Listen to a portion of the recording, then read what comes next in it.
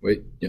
All right, so an object, a dictionary is an object that stores a collection of data. Each element in a dictionary has two parts, a key and a value. You can only use a key to find a value. You can't use an index. Who can tell me why? Anyone? First one to raise their hand. Nikki. They're in random order. Yeah, so even though you create a dictionary with, Amy, Brian, and Charlie, it might be stored Brian, Charlie, Amy, or Abby, whatever the first name was. That being so, you can use a for loop to go through a dictionary and not have to use random. If you go for key in dictionary, I'm going to go over that in just a minute. For key in dictionary, it will print in an order that is different than what you typed it in. So a blank dictionary is created by using two brackets. And here you have the key, which is Chris, separated from the element or from the value by a colon, and then you have the value here.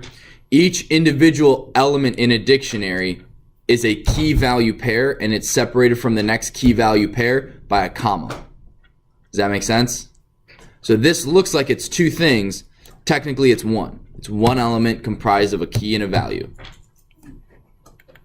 We can't use numbers like with lists because dictionary elements are stored in a random order. You have to do the name of the dictionary and then the key inside of brackets.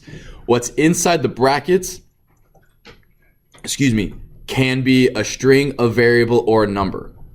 If it's not found in the dictionary, it will say not found. Finding elements in a dictionary, you can go if Chris in notebook, print phone book Chris, which will give you the phone number. If Sir not in phone book, print Sir was not in the notebook. So up here, I have Chris. So I go print phone book Chris. It's going to give me this information here. If I say Sir,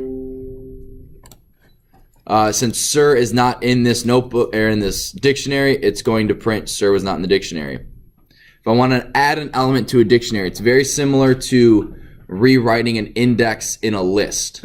So what I mean by that is all you're going to do is you're going to say phone book, what you want the key to be, Jim, equals the number, equals whatever value you want it to be. Name of the dictionary, bracket, key, equals value. And it will add, notice it did not add it to the very end. Right, it added it in the middle as element number 3. To delete anything from a dictionary, it gets rid of the key and the value. You use del space and then whatever key value pair you want to delete. Dictionary length, very similar to list and string length. Length of the dictionary will give you how many elements are in that dictionary. So that would be a good thing to check. Hey, we need to have 10 employees. Make sure you don't have anything more than 10 employees. And while the length of the dictionary is less than 10, add someone. Once it gets over 10, say, oh, that's enough. There's no more you can put in there. Nikki. So the test is not dictionaries, right? There is dictionaries in there, yeah. Mixing data types in a dictionary.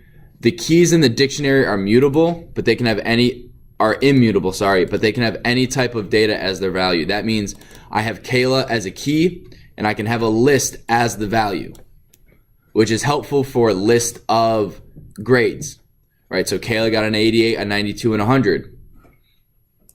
Lewis got 95, 74, 81. So if you get 72, 88, 91, and Ethan got 70, 75, and 78.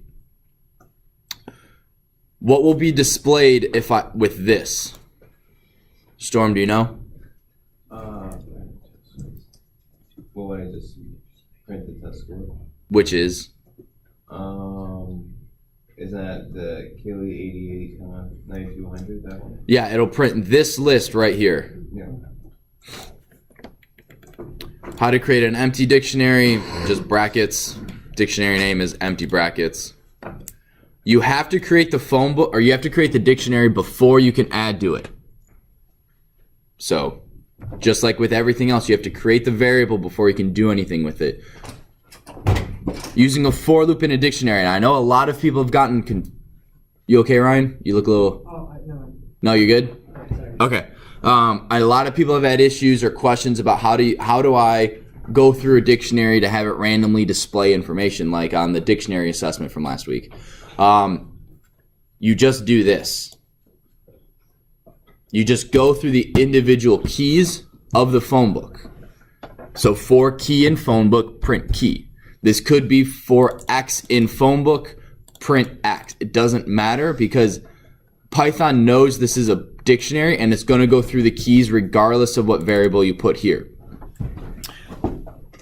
I would recommend key just because for all of our for loops, you always want to do for what it is in something. So if you're looking at characters in a string, you would do for ch in and then whatever your string is, or for word in sentence because you've broken up a string into words.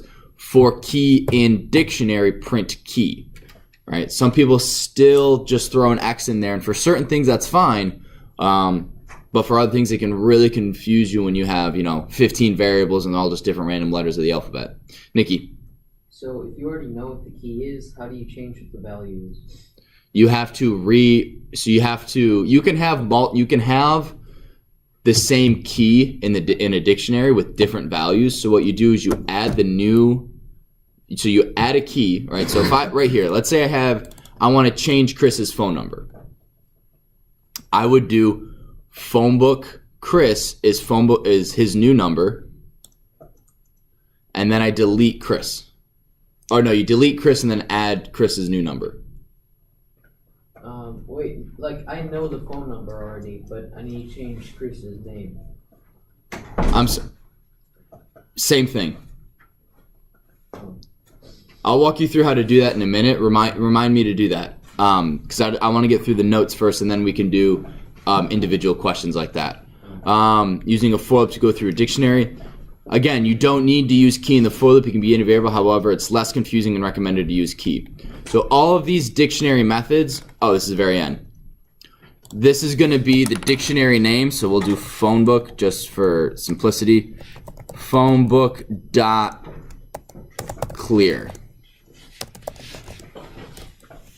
Right, so all of these are the name of the dictionary, period, followed by these methods. So clear erases everything in the dictionary. Get returns or gets the values associated with a specific key. And I think that's what you were talking about. Instead of find, you use get. So yeah, that was my mix up there. Josh. Why would you want to clear a phone about dictionary? Because you want to code the ability to do that for a user. An example? I have a list of phone books. Do you ever want to, and you add people, and it's like you need to give them the option. So instead of deleting individual people all at once, if they want to delete an entire dictionary, give them that option. And that's basically what it would be for. Hello, Mr. Thornton. Is it okay if I talk through servers for a minute? Yeah. Okay. Sorry to interrupt. Oh, no, you're totally fine. Are you going to want them to take it immediately after I'm done? It's up to you. Yes. Well, some people do. We're going over. We have a review for a test on Thursday, so I wanted to at least finish that. And then they can. Cool. Okay. Hi guys. In your second grade class, have you already heard this spiel from someone?